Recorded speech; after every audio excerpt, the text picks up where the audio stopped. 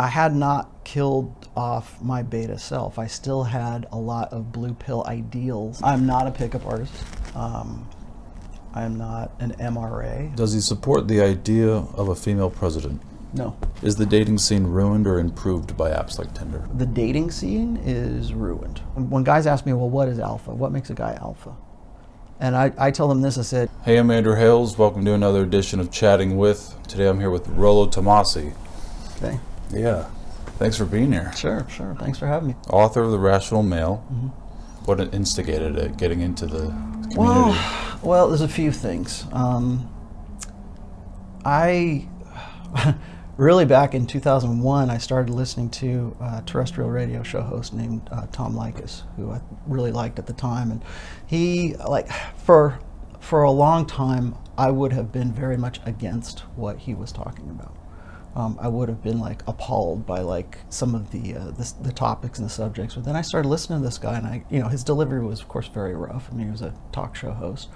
But what he was saying was true. And so I started thinking about these things and was sort of, I guess, comparing them to how I had lived my life up to that point with respect to intersexual dynamics, with respect to girlfriends and wives.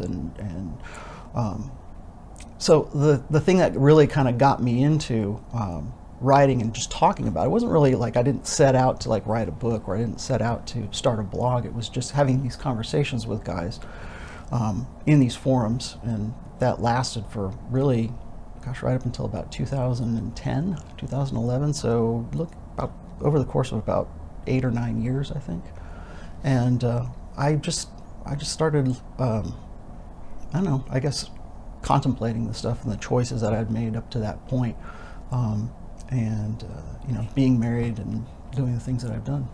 Was your marriage in peril or anything like that? No, never been. That's the one thing is a lot of guys will say, well, were you having problems with your marriage, or were there something going on? No, I have by what most guys would equate an ideal marriage. My wife is fantastic. She's beautiful. I got a beautiful daughter. She's 21 years old. I have had a pretty amazing marriage for 23 years right now. So it wasn't about that. It wasn't really about, I was more me kind of listening to these guys. And at the time I was going to school and I was just majoring in fine art, and I was minoring in behavioral psychology. And I decided that I wanted to go back to school and I wanted to complete my education because of some of those decisions that I'd made in my 20s. I was still sort of making up for things with respect to my education. So at that time I was doing peer counseling with some older people, older men mostly, and a lot of what they were telling me, a lot of their problems really reflected with a lot of the conversations that I was having on the forums. And it was about that time people started saying, you need to go check out alt-fast seduction. You need to check out the PUAs, the pickup artists. And so I did. I started looking at this stuff, and I read, I ended up reading The Game right around 2005, but this is all before that. So, but it was in 2003 that my brother-in-law ended up committing suicide, because he had been one of these guys who, what we call in the community, very blue pill, very, for lack of a better word, beta, and was one of these guys who did everything by the book, did everything the right way. And he got my wife's sister pregnant when he was 19 or 20 years old. And everybody thought he was going to bail. They thought he was done. And he didn't. He came back and he did what everyone would have said is the right thing to do. And so he did. He married her. They had a kid. They had another kid after that. And the guy pretty much lived his life to facilitate his children and his wife and everything. And my sister-in-law, still a very gorgeous woman, really kind of married out of his league, I would say. And by the time he was about 40 years old, the kids were about to be empty nesters. And she decided that she wanted to sort of trade him up for a millionaire that she was dating. And it was at that point that, he's very kind of a stoic kind of guy. He wasn't really emotionally available, but you didn't really think that anything was wrong with him. And then in 2003, he decided to hang himself, and without any, fanfare, without any, really giving off any signs. Nobody really cared if he was okay or he wasn't okay. And so it was at that point that I kind of decided that I wanted to at least write something about this or have the conversations, because it wasn't so much the fact that he had committed suicide, but all of the things that happened in the wake of it, and how people dealt with it, and how she dealt with it, and how people who had no idea who these two people were, if I was trying to talk to a friend at work or whoever, it was interesting to see how women would take her side, and men would just sort of shake their heads, or they'd say it's either his fault or that's a damn shame kind of thing. And it was at that point that I wanted to dig in deeper to intersexual dynamics, and I wanted to understand like what it was guys were going through, because he was one of two guys that I knew who killed themselves because they were breaking up with their girlfriends, or they were what we call one-itis. They believed in what we call the soulmate myth, and I'm sure you probably read that part in my book. And what the soulmate myth is it tells men and women, but now mostly men, that there's only one person for them. It's like the scarcity mentality. There's only one person out there in the great beyond that is your perfect fit. And a lot of guys most guys are blue pill, most guys are betas, and they believe this. And it's a scarcity mentality. And as a result, when they're told, or when they start saying things like, I can't live without her, I can't live without her, sometimes they literally mean, I can't live without her. And so I think we see a lot of that today. Whenever I see like a story about, a murder-suicide, or a guy who offed himself or something, it's what we call zeroed out. The guys get to the point where they have built up this life and built up a, just sort of their lifestyle and their life around their wife, or around their family. And in just the way things are today, when that rug is pulled out from under them, they have two choices. They can either rebuild their lives, or they can kill themselves, or they can just completely erase themselves. And most guys don't know what to do at that point, because their soul, we talk about how women are sold a bill of goods, and how they can have everything, but I think we sell men a bill of goods as well. And in that, it's that if you're a good guy and you do these things and you follow the old social contract, you get a job, you get a wife, you get your kids, that is the source of meaning, or that is the source of happiness or fulfillment, whatever esoteric word you want to throw out there. But when that's taken away from them and they don't know what to do with themselves, that's when guys end up either going to like prescription drugs, or like opioids or something. Or if you look at the suicide rates for men between the ages of 45 and about 60 or 65, that is the highest incidence of suicide. That's a demographic for the highest incidence of suicide, because these are the guys who get to that point and suddenly everything that they believed was going to be fulfilling, or was going to be what they're supposed to do, doing the right thing. Once that's gone, they don't know what to do with themselves. And so for a lot of guys, if they don't know how to deal with rejection, they built up an entire life around this. Well, and that's pretty much the basic story of what had happened to my brother-in-law. And so I started seeing that story replayed over and over and over again. And it wasn't just that one. I mean, I was looking at the stuff that was going on with the pickup artistry, and I was really interested in the psychology of it. I was really interested. Now, back then, there wasn't a thing like, well, it was, but it wasn't as big a deal. But evolutionary psychology was something that I was really interested in. And back then, it wasn't quite as developed, or it wasn't quite as popular, I guess, as now. But so I decided that I wanted to get into behavioral psychology. And so I started making those comparisons with respect to how women are attracted to men, or how they're aroused by men, being two different things. A lot of what we'll probably talk about here in a minute is hypergamy, and how that's sort of a redefined term. You don't really get to the red pill, I don't think, without really understanding what hypergamy is. And just how women have a dualistic nature with respect to their sexual strategies. So there's a guy who's the hot guy that they want to have sex with and short-term breeding imperatives, and then there's the guy who's, you know, the good dad versus the good cat, and there's the guy that's the good provider, the guy who's going to be a good father, the parentally invested guy. And so there's kind of like this, I don't know if you've ever heard of the Madonna whore complex for men. Like, men want a woman who's going to be a porn star in bed, but they also want her to be a good mother for their child. It's kind of like this, like a parallel to that for women. So they want the hot fireman in the fireman calendar, but they also want the same guy who's going to go and be a good father and provide and everything else, even in an age when more and more women don't need that anymore. They don't need that provision. If you lost all your money tomorrow, you think your wife would leave you? No. I'll tell you why. A lot of guys will say, well, he's full of shit. But I would say no. And the reason for that is because I have creative intelligence. And that's one thing that that women select for. Is they've done studies, I should say. I'll just give you a little bit of a preface here. They've done studies where they have, like psychological research, where they've asked women, who are they more attracted to, you know. Now, granted, this is all self-reported, but they would set up these scenarios for just theoretical men that were supposed to be attractive. And so you've got a guy who won all of his money in the lottery, or comes from a rich family, but never really earned that for himself.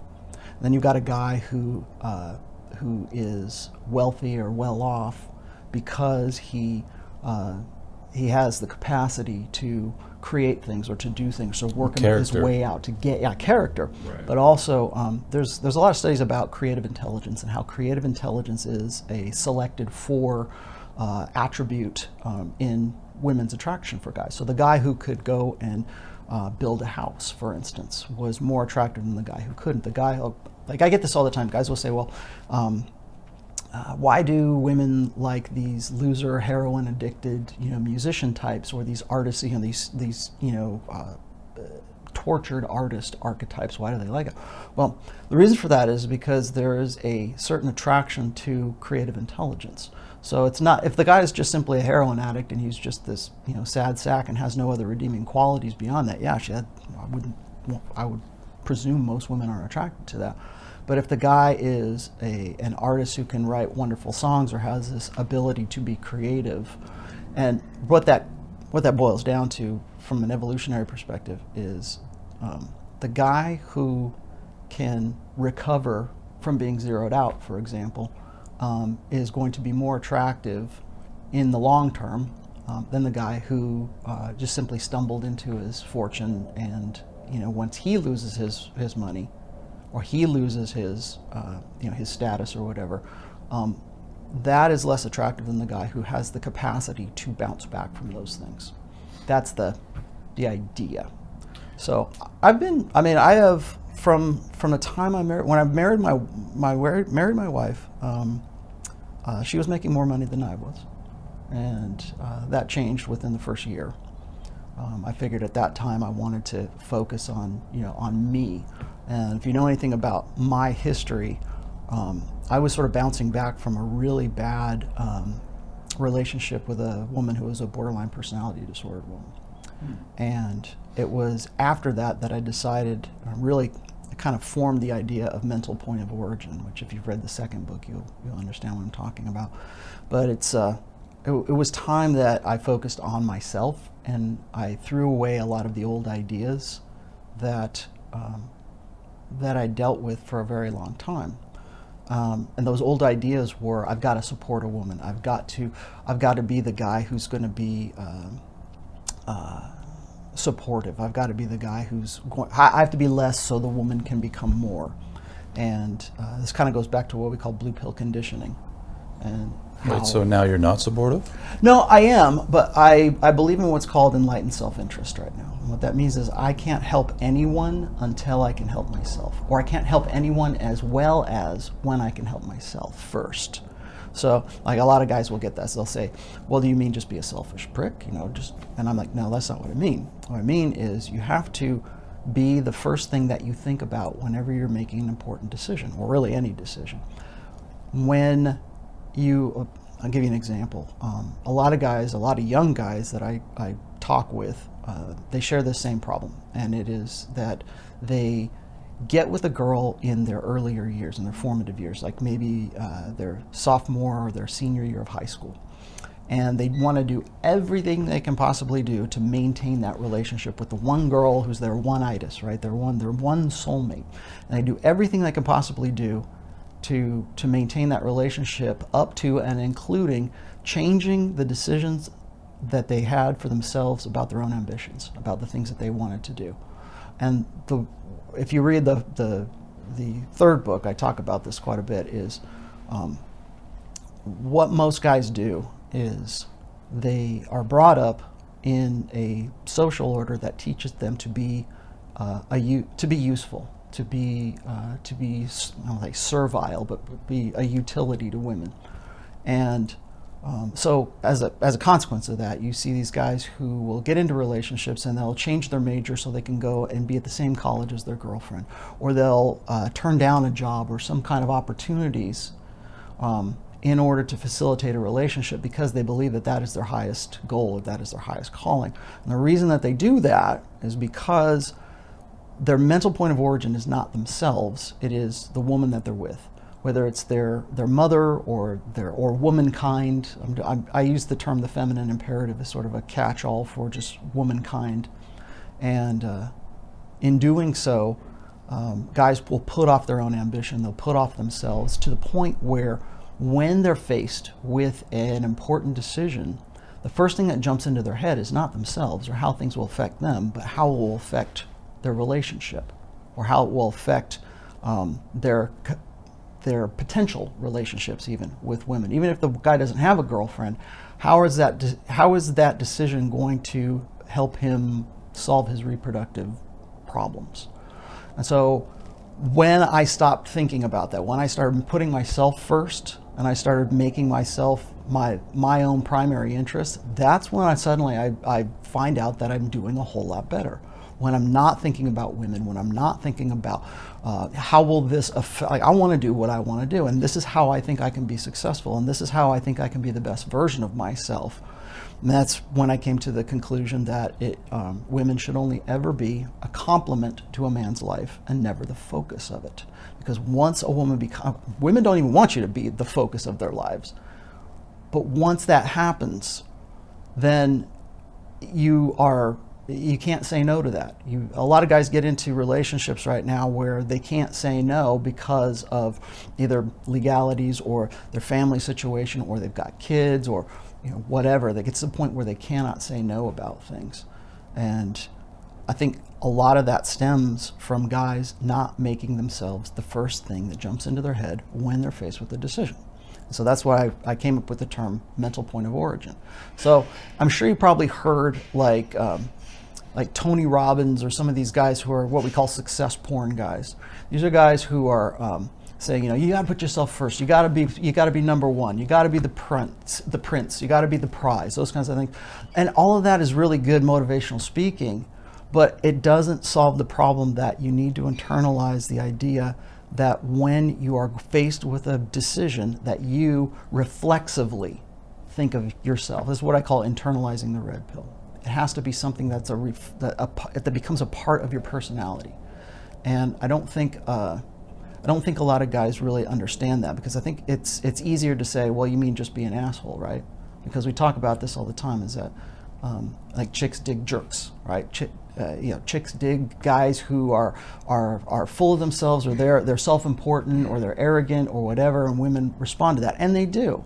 But why do they respond to that? That's what I wanted to know. You want to know why I got all into this? It was because I wasn't satisfied with just chicks dig jerks. I want to know why chicks dig jerks. I want to know what the mechanics are. It's not enough that the car runs. I got to open up the hood and find out how the car, what does the engine look like? How do I rebuild the engine, kind of thing. So, all right, so this borderline personality girl, she break your heart?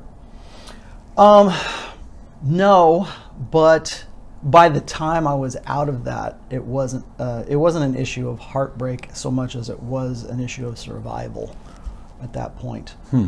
Yeah, in a way, but it wasn't like now, hindsight being 2020, we're talking about like 25 years ago when this happened. Yeah. Close to it. It wasn't How long were so you together? much. I was with her for 4 years. Okay.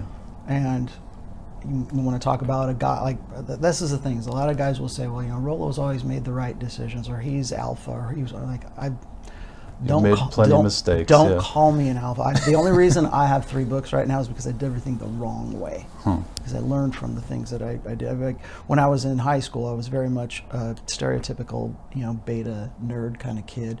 And then I was so interested in music and metal, and I was living in Los Angeles and the Hollywood metal scene that was going on in the late 80s, that how could I not get into it, right? And I learned a form of game, although we didn't call it that back then, and I learned how to get laid, and I learned how to reliably be the character that women wanted. And it got to the point where if I was alpha at any point in my life, it was certainly right then and there, and that was up until I met the BPD girl. And I thought, and the reason I've used this as an example before, but I had not killed off my beta self. I still had a lot of blue pill ideals and idealism in my head. And when I got with her, she was easily the hottest girl I was getting with. And I'd gotten with some really hot girls back then. And so I stuck it out with her because she fit my ideal. She fit the archetype, right? She's blonde, skinny, gorgeous girl, fun. That's the thing about borderline personality disorder girls: crazy in bed and crazy out of bed. So yeah, I got involved with her right around when I was about 23 or 24 years old, and because I still had those blue pill ideals, I thought, oh man, this is awesome. I'll never get as hot a chick as this girl now. This is like the apex of all the girls that I could get. And of course I was getting with other girls at the same time. So I got into it with her, and she really just did a psychological number on me. And she kind of put you in her frame. Oh, definitely. Yeah. She didn't. I willingly went into her frame. Yeah. Because I was still very much blue pill. You just fell for her. I did, but it's more than just falling. It was a confirmation, I think, of all those ideals. Like, now I found the hot girl. Now I found the one, right? Yeah. And now she's so great in bed, but she's kind of crazy. And then over the course of 4 years, all the dreams and all the ambitions that I had ever had for myself just systematically disappeared. Now, she's going to this college, I'll go to this college. She's going over here, she's going to work here, I'll find a way to get a job over there. I'll find a way to follow her around. And so I'd gone from being very blue pill to being very alpha to being very blue pill once again, and being very, very beta. And I'd never gotten into fights with a girl before. I'd never had a girl dig her nails into my forearms before. I never got into anything like that. And that taught me a lot of valuable lessons right now. And like, a lot of guys will say, well, what the hell does Rollo know? He hasn't been in the game, since he was 28 years old. Okay, but I also have the depth of experience of having been very blue pill, having been alpha, having worked, and this is public knowledge, I have a notch count of 41, 42 girls. And this is back when there was no pickup artist, or there was no PUA, back in the late 80s and early 90s. And so I went through that stage. I went through the stage of dealing with a borderline personality disordered woman. And I'll tell you what's interesting is, like, I didn't even realize that she was BPD until I got into psychology, and I didn't know what a BPD was. And then I read it in the DSM, the Diagnostic and Statistical Manual for Psychology. And I said, there's a name for that? And I started reading it, and I literally got cold chills when I read the description of this, because I'm going, holy crap. That's really intertwined with narcissism, right? Yeah, but there's a difference, though. All women are solipsistic. Narcissism is a different thing. And if you've read I think it's the third book I get into solipsism. Solipsism is an idea that women, evolution selected for women who are more self-important and self-concerned than anything else that goes on around them. Okay, narcissism, yes. Are there narcissistic women? Sure, but there's a difference between solipsism. That's why I use the word solipsism rather than narcissism. Solipsism is really kind of a survival trait for women's psychology. So women who are more self-concerned with their own survival and more self-concerned with the survival of their offspring were more likely to survive to the next generation. So it's this the idea that that the world sort of goes on around women, and women just sort of take it in as it goes because they have to. At least in our evolutionary past, they had to do that in order to survive. Narcissism is a little bit different in that it's sort of it's kind of like solipsism, but fueled by outside influences. Like, well, it's easy to say, well, women are on social media right now, they're all narcissists, right? Or it's all about the likes. And that's another thing, is that there is an innate aspect of women's psychology that predisposes them to things like social media. Why? Because they're innately solipsistic. Well, I think, a naturally good-looking person, guy or girl, will over time, like with so much affirmation from everyone, will become narcissistic naturally. Right. Well, in the first book, if you read there's a chapter there on attention, and why attention is what I call the coin of the realm for women. It is the coin of the realm in girl world, in that attention is how women form dominance hierarchies, or I shouldn't say dominance, but how they form sort of a pecking order in their collective.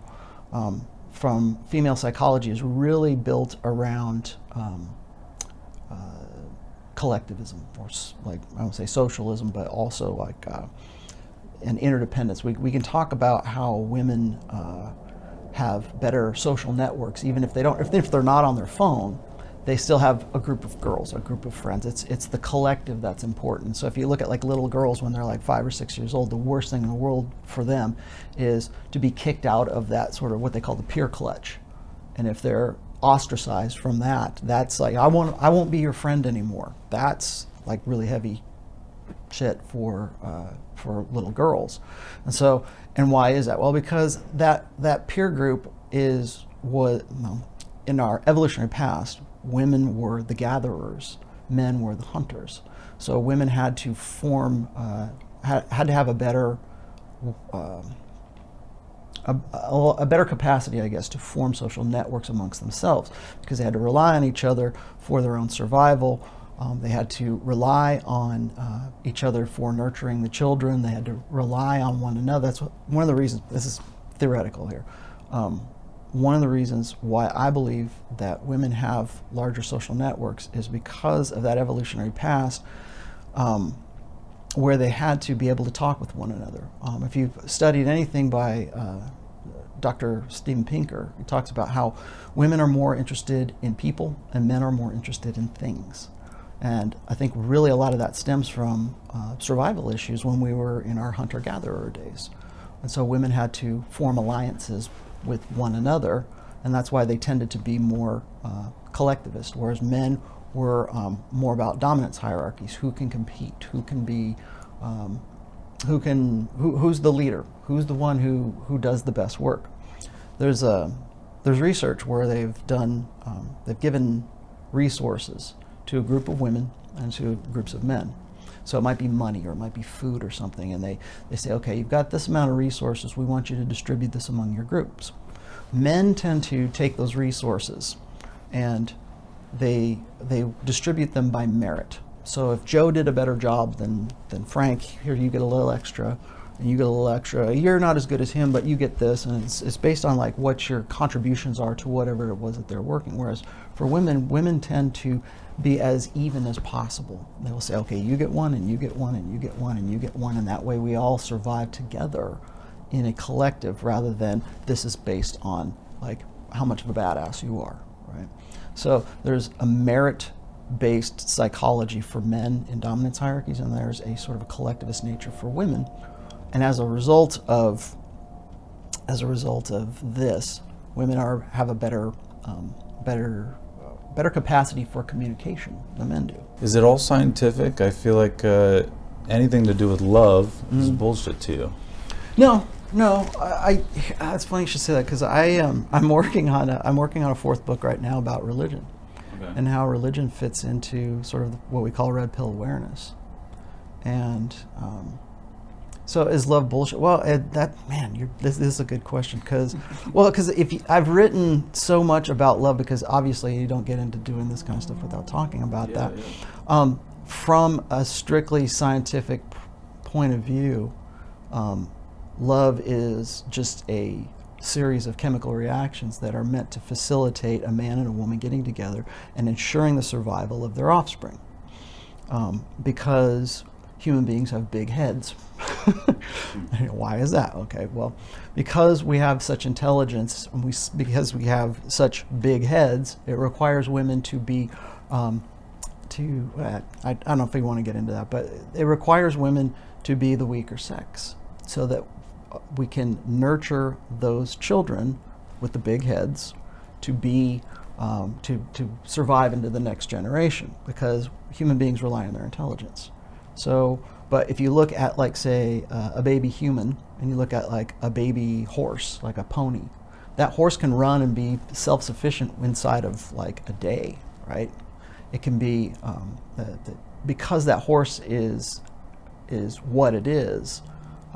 There's a lot of other animals like that too, where you've got to put more energy and effort into the survival of your offspring. Well, for human beings, that requires a long time. I mean, think how long it takes for a child to reach self-sufficiency. So what happens is you've got to have an invested father and an invested mother in the survival of that kid. And so, well, what would facilitate that? Well, we've got to have men who are willing to protect the women, because women can't protect themselves when they have a child, when they have that offspring. They're weaker. They're not as, physically not as strong. That's not to say that they're dumb or they're bad or inferior. I'm not saying that women are inferior. I'm just saying that from an evolutionary perspective, women have always been the weaker sex, and they've needed men to be the one that protects them, the one that ensures their survival. And so how do you do that? Well, you've got to have some sort of physical, chemical, mechanical means to keep the man invested in the woman, and keep the woman invested in the man, so that we can have those children go on to at least self-sufficiency. From a strictly mechanical point of view, love facilitates survival for human beings. And I've also said this, a lot of people will say, well, Rollo, he doesn't care about love, or he doesn't care about this, or whatever. I've always said that men and women are better together than we are apart. And I think that if it's not, it should be a red pill tenet that we find ways to get back to that complementary nature between men and women. If you go and you look at even from a physical standpoint, if you look at the brain scans of men and you look at the brain scans of women, men and women are different. Okay, physically we're different, chemically we're different, psychologically we're different. I think that's one of the biggest crimes that's been perpetrated on, this generation, and really since the sexual revolution, is that men and women are the same, that we're blank slate equals. Wait, wouldn't you say there's a spectrum though? Like there's butch girls and there's feminine guys. Yeah, there is yes, but does that have to do with their biology, or does that have to do with the way that they were acculturated, or the way that is that a behavioral thing, or is that a mechanical thing? Is that a biological thing? That's where we go with that. And so if you haven't read the book, it's a really great book. It's called The Blank Slate by Dr. Steven Pinker. It's the modern denial of human nature is what it is. And so he argues everyone's the same at birth. Well, no, he doesn't actually. In fact, there's a lot of data that shows that men and women are not, even prior to being born, even in the womb, gender differences take place in how our brains form and what our biochemistry is. So when you look at brain scan, like I was just saying, that there are certain things that women do better than men, and there are certain things that men do better than women. That's one of the reasons why I don't believe in equality, because right now equality is is presumed to happen in a vacuum. It's presumed that, like, if I say, well, a woman can give birth and a man can't give birth. Well, if that's the challenge, if that's the test, then we're unequal, because she can do that and I can't. So there's certain things, like when we talk about, well, we need more gender parity, we need more gender equality. And what I say is that we need, if that's where you want to go with it, you have to take into account the natural, biological, evolved differences between men and women. And we don't do that right now. We presume that everybody can be the same and everybody can just, men are the equals of women and women are the equals of men. And it's simply not true from a physical stance, from biological stance. Now, people will say, well, what about nature versus nurture? That's where really all this goes. And so I think really since the sexual revolution, because it has fit into ideological paradigms, we've promoted this idea of blank slate equalism, that we can all be the same. That's why right now when you see transgender athletes getting into women's division sports and just dominating those sports, clearly we're not equal, because that guy has more upper body strength. That guy has the guy who wants to identify himself as a woman is still physically and biologically a man, but we're going to pretend that they're not. We're going to pretend that he can be whatever, he can be a woman and she can be a man. And I think that that's really where we need, if we're going to have a really realistic, rational discussion about gender, it has to be from the point where we recognize gender differences. You're not a pickup artist. No. You're not a life coach. What would you describe yourself as? That's a good question. I'm not a pickup artist. I'm not an MRA. What's that? Men's rights activist. Okay. MRM is men's rights movement. MRA. You disagree with MGTOW. I don't disagree with MGTOW in analysis and in principle. Pretty much MGTOW are red pill guys. It's just that they have a solution that I don't necessarily agree with. Like I was saying before, they're a little too radical. Well, some of them are. See, that's the thing, is a lot of, I'm got to get this right, because I know people are going to lose their shit, but but MGTOW is so scattered right now that so many guys will say, well, MGTOW's one thing, MGTOW's the way I live, and MGTOW's men going their own way. And remember when we were just talking about how I think the red pill starts with mental point of origin. It also starts there in MGTOW as well. It's like, you got to stop making women the metric by which you measure yourself. Right. And like I was saying before, once I stop doing that, that's when suddenly I succeed. Suddenly I have, what I have. Suddenly I'm starting to build. Suddenly I'm starting to grow more. And as a result, I have more of the things that attract women, because I'm more self-concerned. I'm not saying, selfish prick, whatever, but not self-absorbed. I'm trying to get the right one here. I'm selfish, but just sort of self-important, right? To make yourself your first. Well, that's definitely a tenet of MGTOW. MGTOW says, I no longer will use women as the metric for my own self-esteem, for the things that I want to do. And I completely 100% agree with that. It's when you start saying stuff like, I never want to talk to women again. I never want to engage with women. It's too dangerous. There's a spectrum of MGTOW. There's the guys who are just like red pill, who might agree with everything I have to say. And I think if I align with anybody, it would be MGTOW, but I don't agree with MGTOW solutions. Because as I said before, I think men and women are complements to one another, and we're better together than we are apart. As it stands right now, you've got feminism telling women, never do anything for the express pleasure of a man, never do anything you are a strong, independent woman. That independence means I am independent of men. It means I'm going to go over here, and I'm not going to make men the measuring stick of my life. Well, what are the MGTOWs doing? They're saying, well, I'm not going to make women the metric by which I'm going to evaluate my own life. Great, fine, but that doesn't solve our long-term problems. How do you get MGTOWs and feminists to the table and say, look, you know what? You'd probably be better off if you guys, could find some way to coexist, to live as complements, and to have children. And we keep talking about fertility rates and all this other crap that's in the sphere. How do you get men and women to the table to talk about that? And right now, I think honestly, I don't think it's a MGTOW problem. I think it's a feminist problem, because it's getting women to come to basically humble themselves and to say, hey, look, maybe some of the stuff that you're talking about is actually correct. And but we don't tell women that. Women believe that they're an oppressed class, that they in some way that they're entitled to the hot guy, and they don't need a man to be their provider, their support. That's what independence is, and that's what they're getting right now. Was it like in 2025 or 2026? It's forecast, anyways, that women will have 65% of all the master's and doctorate degrees. Will also women 35 and above, or what's the demographic? I think it's from like 23 to 35 will be unmarried. The majority of women will be unmarried going into this next decade.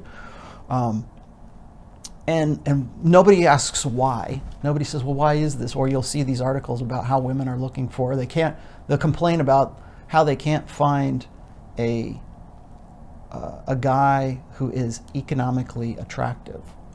And we wonder why, when women are, have the majority of the degrees, they're making more money. Was it it'll be 50 or 55% of women will be the breadwinners of their household by 2030. Wow. And okay, nobody's asking why. Nobody's saying, well, it must be because women are badasses and guys are just dropping the ball. No, there's a lot more that's going on with that. So with respect to MGTOW, I don't identify as a MGTOW. I understand what they have to say. I just don't agree with their solutions. When I look at the red pill, I look at it as a praxeology. And so it's kind of like my friend Ryan Stones called it the Chilton Manual of Intersexual Dynamics. It's understanding how the mechanics work. It's not an ideology. It's not necessarily even a solution. It is a tool set and a toolbox that helps guys live better lives because they have an accurate set of tools. If people ask me, I just say I'm red pill. I'm red pill aware. That's red pill. Red wow. Pill. So wait, what's that mean? Well, I'm the guy at the cocktail party. Yeah. Yeah. Okay. Well, people ask me this all the time. Like, what's the difference between blue pill and red pill? Red pill was actually something that happened, or the term came up right around 2002, 2003 when I was a moderator on the SOSWAV boards. And we used to start, it was never even called red pill, it was called the matrix. Like, we would say, like, if you believe in like the old social contract, or if you were, we didn't really call it beta, we used to call them AFCs, average frustrated chumps. Now, of course, we've refined things since then. It's been almost 20 years now. But so if you were an AFC, what that meant was that you believed in a set of ideals that modern mainstream culture, feminized culture, has been teaching men and women really since the sexual revolution. And so when I make reference to blue pill, I mean guys who sort of believe in the Disney fantasy of, like what I was saying. Like, remember I told you about my my brother-in-law. He believed definitely in all of that. Like, you do these things, and this is what you get out of life, and this is the rule book that we're playing by. And so if I play by the rules, then I'm going to get rewarded for doing the things that society says that I should have, or that my mom said, or that Disney said, or that the girls that I ask said. What do you want from a man? Okay, fine, I'll be that guy.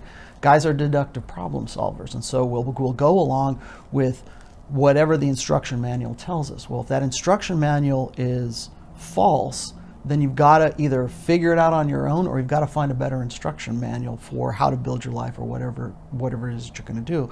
So we start calling that like guys who are locked into the matrix, and then of course we came upon the red pill analogy.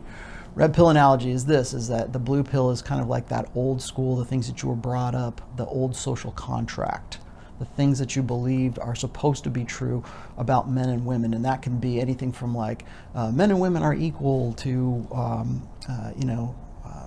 you're going to find the one, it's a set, really blue pill is a set of ideals that men, and I'm using this in terms of men are sort of embedded with when they're younger. and then they live that lifestyle out until it either blows up in their face, or they find something better, or something happens to them, and that's what we call being unplugged. So when somebody reads my book, or they start reading, red pill, quote unquote, red pill material, and they start understanding the nature of men and women, and they understand intersexual dynamics better, then they become what's called red pill aware, or unplugged, whatever. And we're using these euphemisms, really is what they are, but we say red pill and blue pill because it sort of is an analogy, of course, to the Matrix movies. And so when you become red pill, you become aware not just of what's going on around you, but the falsehood, I guess, of what you were taught when you were younger to believe in, and now that doesn't gel with what you're learning and what you understand right now. So it's sort of a breaking away, or it's cutting yourself away from that old blue pill self and becoming something else. And that's a really tough transition for guys, I think. Yeah. So in a nutshell, really, blue pill is the old idealism that you were taught from a very early age, and red pill would be sort of cutting yourself away from that and understanding how the game and how the old social contract is false, and how this new social contract is really what's going on, and how can you better adapt and play the game better in this new social contract. You ever read Romeo and Juliet? Mm-hmm. Of course. It's Romeo beta. Shakespeare was beta. Yeah.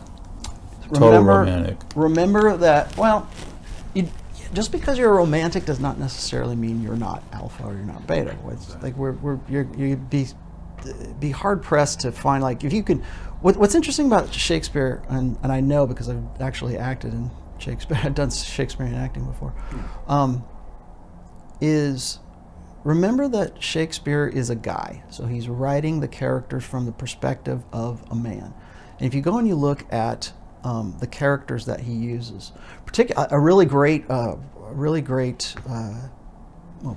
epic play is Macbeth. If you look at Macbeth and you look at the dynamic between Lady Macbeth and Macbeth, and you see that going back and forth, there is a dynamic that he certainly understood intersexual dynamics. I think we almost had a better grasp of intersexual dynamics prior to the sexual revolution and all this nonsense with a blank slate, right?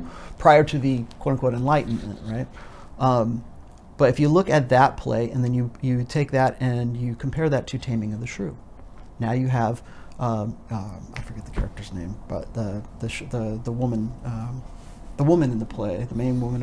I'm sorry, I'm blocking on all of these. I only saw 10 Things I Hate About You. Yeah. Mm-hmm. Yeah. So, but if you look at that and you look at Taming of the Shrew,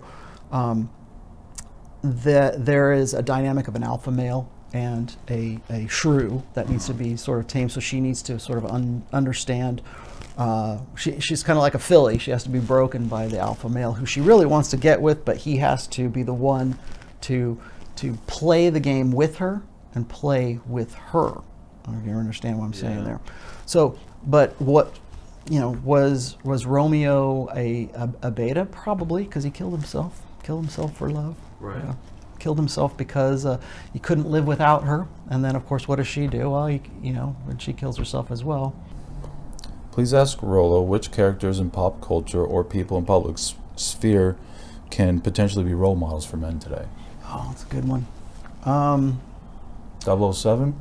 No, not now. I'm afraid not. That's a problem.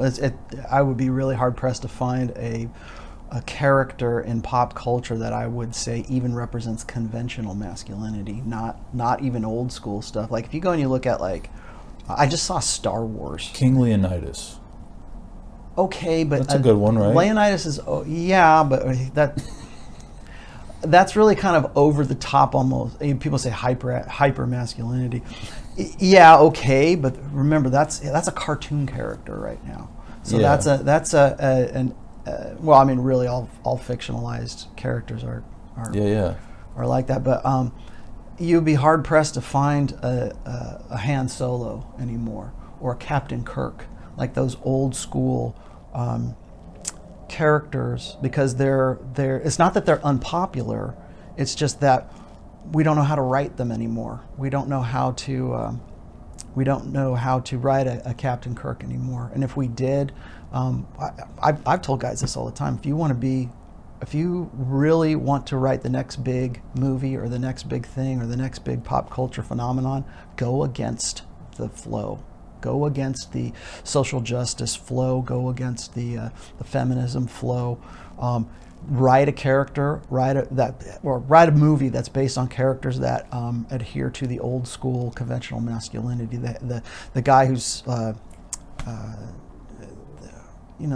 guy who is the Odysseus. You need that guy. The guy who is the old school archetypes of masculinity, because you won't find that in anything. And people will say, well, what about these characters that are super masculine guys, or what about superheroes and things like that? Even in those movies right now, you can see the influence of where our gender consciousness is right now.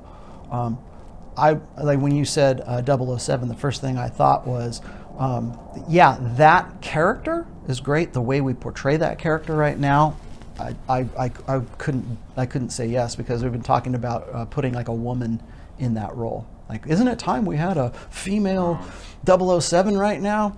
And that's, remember what I was talking about, blank slate, the blank slate being so endemic right now, is that we believe that men and women are equal to the point where a woman could fulfill the same role as 007.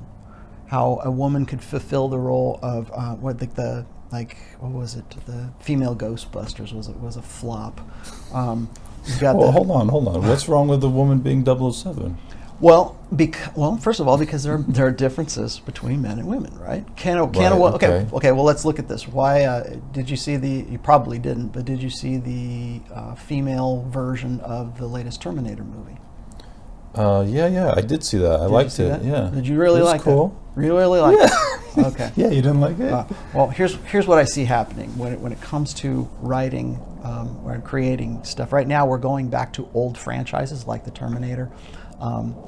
So because those were successful in the past, but what do we do? How do we do a new twist? Well, we got to put a woman in the role of whatever, the traditionally masculine role of that particular guy. The reason 007 is who he is because he's conventionally masculine. The reason why you have Han Solo and Captain Kirk and these guys who are sort of like these happy-go-lucky, conventionally masculine characters is because we expect that from men. We expect that bravado. We expect that dominance hierarchy. We expect that from those guys. Right now, like we have so, really since the early 80s, people will not, they right now in 2020, we'd like to believe that there is this complete lack of strong, independent, powerful women, female leads in our movies, and it's absolutely false. It hasn't been true since like the late 70s. If you go and you look at like a movie like Alien, where you got Sigourney Weaver playing she's known for that role. We've had the strong, independent woman role thrust down our throats for at least 30, maybe even 40 years right now. So to say that we're doing it because there's not enough women who are in these roles is nonsense. What you see is an agenda being forced down our throats to accept a woman in those roles because we want affirmation for the blank slate. We want to believe that women could do all of these same things that a guy can do. And that's a fantasy right now. We sell women this fantasy that they can be just as tough, or they can learn martial arts, or they have the same upper body strength, or they can hit a guy just as hard as another guy could hit. Again, it's a fantasy. It's something that we want to sell to women, but it locks in with what we've been selling little girls for a long time too. So if you've got you got Disney princesses, it's not enough that they're princesses anymore. They have to outdo all the boys. They have to. In fact, that's really been it's been the same plot line, since the mid '80s for Disney. Right now is the whole point of having a strong female little girl in the princess role is so that she can outdo all of the ridiculous men. Great, we've had that. Fine, okay. granted, you can have that. Now, how about we actually go back to a movie where the guy is the actual masculine interest, is the actual, hero in that movie? We won't do that right now because we're still selling this idea that the strong, independent woman is where that's the cultural narrative we want to put out there. Does he support the idea of a female president? No. And that was quick. Yeah. I'll tell you. Well, there's a lot of different reasons for that too. I wrote right around 2016. It was right after the last presidential election, and we're in a presidential election right now. I wrote a post called "The First Female President," and I don't usually get into politics on my blog. I don't talk about politics. I don't talk about race. I don't talk about religion all that much unless it crosses over into intersectional dynamics. And the last election cycle certainly did, and this one is also. And the reason why we're even having this conversation, the reason why everybody hates Trump right now, I think, a lot of people hate Trump right now, at least that's what we're supposed to believe. The cultural narrative is that we're supposed to believe that everybody hates Trump. But when Hillary was running against Trump, it wasn't a competition between Hillary Clinton and Donald Trump. It was him versus her. And for the first time we had, I think that a gynocentric, feminine primary social order believed that there was a chance that there was going to be the first female president. That's why I wrote it that way. And so you've got Hillary Clinton, who is the amalgamation, the gestalt of women's hopes and dreams and their empowerment and feminism and everything that we've been watching, Disney princess movies for as long as we have. She was. I think you would be hard pressed to find a character, a woman who better exemplifies the feminine imperative or feminism or female, what I call the fempowerment narrative. You would be hard pressed to find a woman who better embodies all of that gestalt than Hillary Clinton. And so who could possibly run against Hillary Clinton? Who could possibly, deny? Remember, everybody believed she was going to win. They thought, oh, it's her turn. That was one of her things. Well, it's her turn. Or I'm with her. Or it's time for, it's her time to have a female in the White House. It wasn't Hillary Clinton that they cared about having in there. It was having a woman in the White House. And so who could possibly run against her? Well, the guy who is the epitome, the embodiment of everything that they hate, which is toxic, quote unquote, toxic masculinity, certainly the white male archetype, everything that is the gestalt really of conventional masculinity and hypermasculinity and the ugliest things that they can possibly characterize masculinity in being. There's only one person on planet Earth who could embody that, and that is Donald Trump. And so when you put these two together, everybody believed, well, now we have, we've had our first black president. Now it's her turn. Now it's time for a woman. And honestly, I don't think it was because it was Hillary Clinton. It was because she was a woman. Don't you think guys are just as cruel? Guys cheat. Guys cheat, yeah, they do. Are they just, it's not an issue of cruelty. I don't see it as an issue of cruelty. Or I guess, I see it selfish as just as hypergamous. It's okay. That's a good question. So what is hypergamy? Hypergamy for women is alpha fucks and beta bucks. That's the best way I can put it. Alpha seed and beta need. Women need two things in a guy. They need a guy who is a good specimen, who has physical prowess, who is good looking, who is the hot fireman, the guy in the foam cannon party in Cancun, as I like to call it. The guy who is fun to fuck. That's who they want. They want the guy who is fun to have sex with, who is if you go and you don't believe me, go and look at all the stats for Tinder. Well, sure, yeah. So that's one side. That's the alpha fuck side. Then there's the beta buck side, and the beta buck side is just what I've been talking about. Is they want a guy who's parentally invested, a guy who is going to be invested in raising the kids, invested in providing for her, be a nice guy, be the guy that she wants to settle down with, a good dad. It's cads versus dads. And what I'm saying right now is that women no longer need dads. And so what's left? Cads are the ones that they're focusing on right now. And so that's why Tinder is really just an app that is used to facilitate hypergamy. So hypergamy is alpha seed and beta need. They need an alpha to reproduce with, but they need the good, dutiful beta guy with whom to raise children with, who is going to be there to provide. And we change the legislation and the law so that women can facilitate. They'll find some way to do this. So, but what you just said is this: is don't you think that men are just as hypergamous? And I'll tell you no, because only women are hypergamous because their sexual strategy is focused on quality. Remember what I just said about how men's sexual imperative, or biological imperative, is unlimited access to unlimited sexuality. Women can't do that. They can't afford to do that because women only have a peak value window of maybe 8 years or 10 years, somewhere around. I peg women's sexual market value peak years at about 22 to 23 years old. When women say, "Oh, my biological clock is ticking," and they're like 30 years old, no, it was ticking back when you were 22 or 23.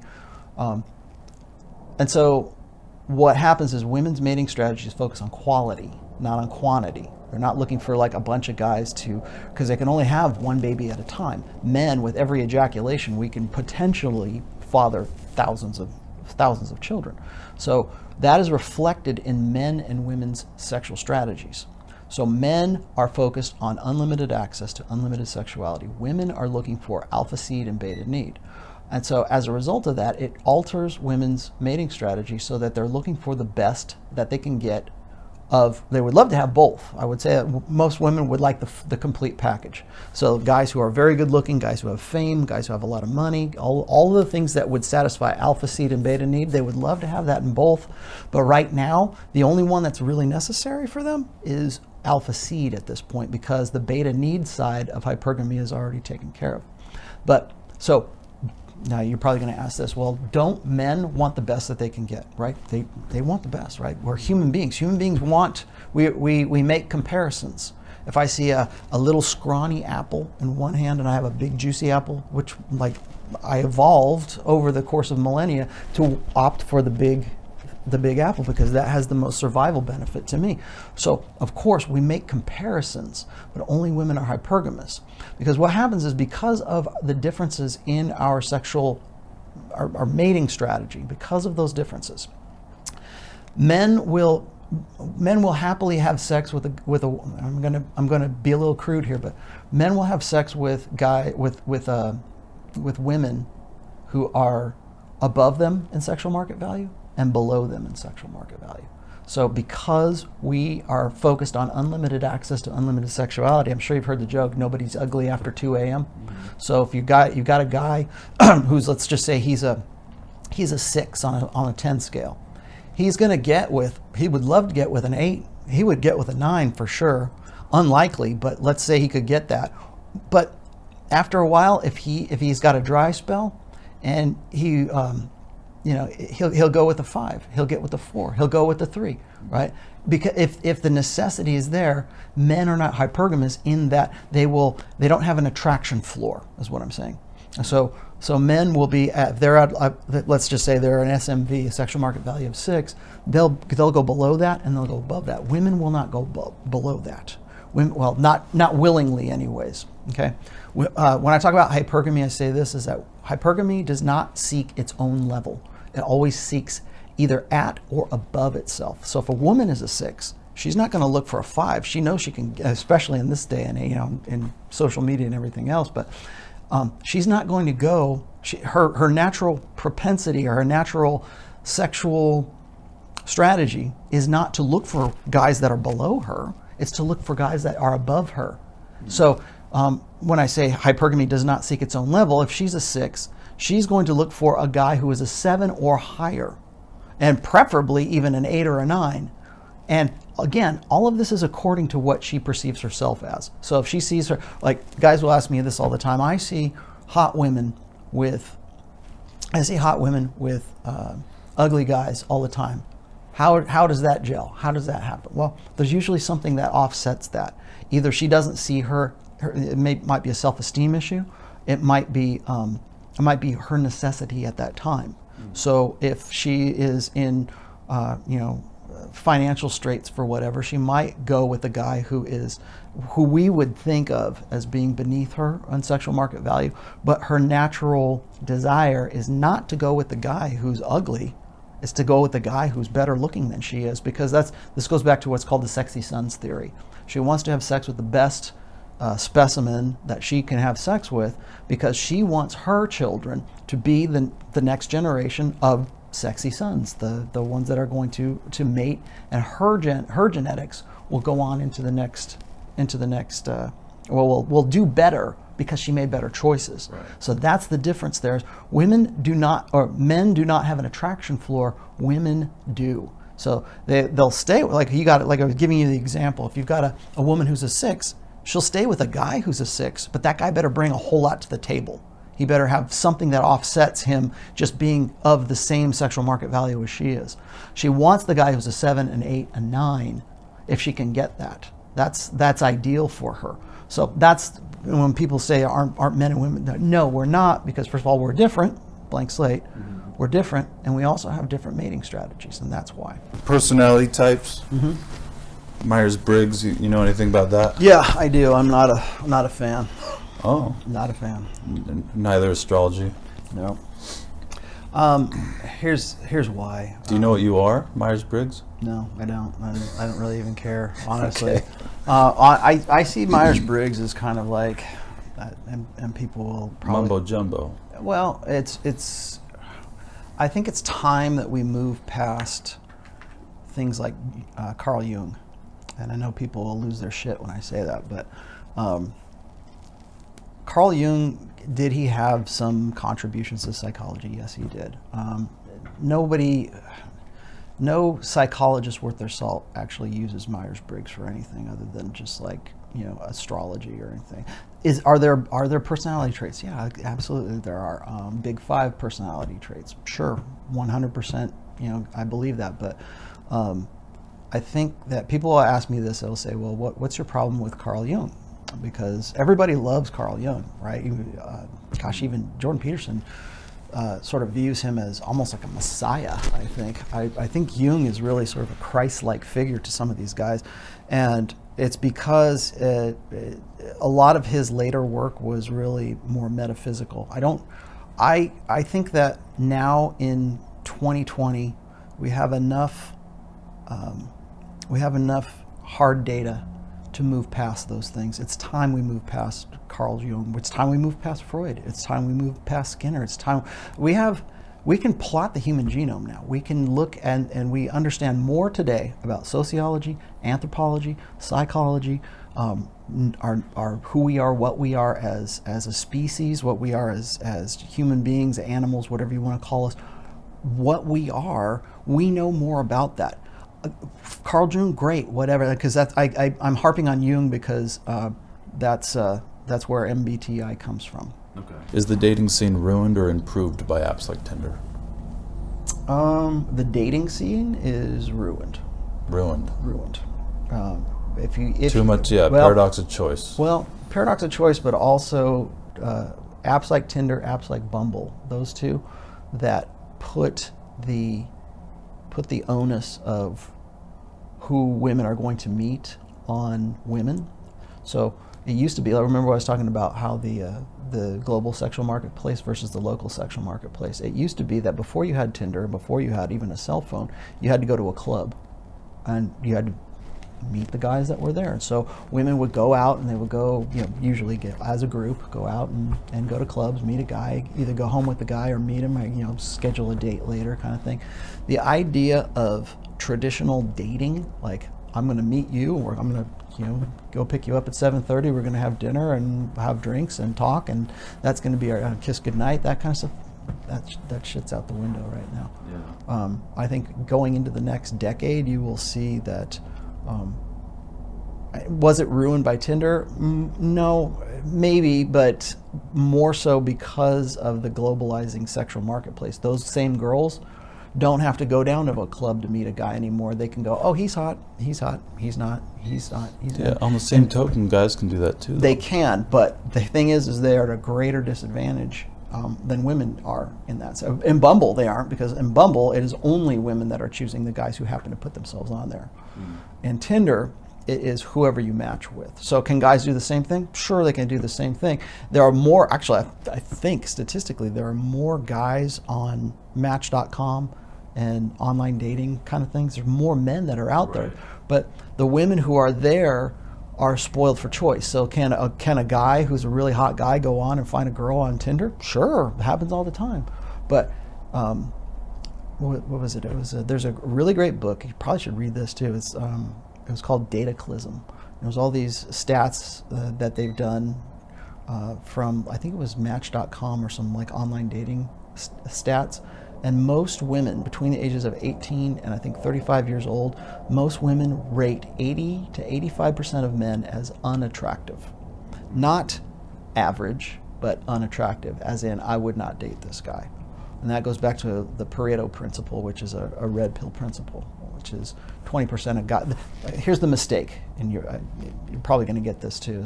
The mistake is this: is guys, particularly the incel guys or whoever, they get this stat wrong.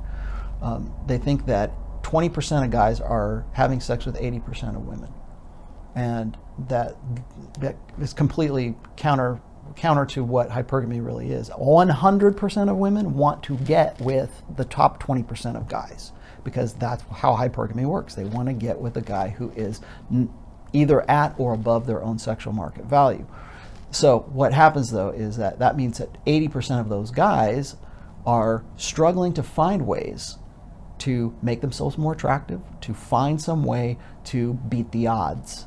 So if you've got 85% of men who women are rating as unattractive, who know that they're not in that top 20th percentile of guys, they have to come up with new ways to either solve their reproductive problems or try to pretend that they're going to remove themselves from the game.